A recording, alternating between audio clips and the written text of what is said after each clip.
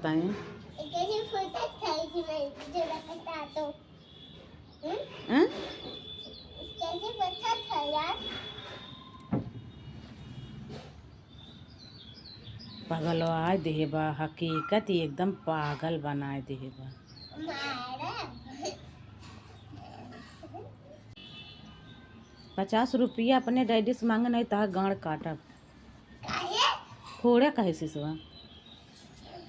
तो दादी का जेब खाली हो जाएगी। डैडी की जेब खाली हो जाएगी। हाँ क्योंकि जैसे मुझे थार खरीदा कैसे ना खरीदा कल खरीदा।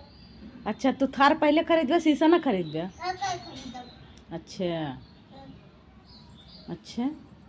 गल्ला फोड़ना गल्ला गबड़ा फोड़ना तब हम लेके आओ तब गल लेके आओ ये वाली चीज।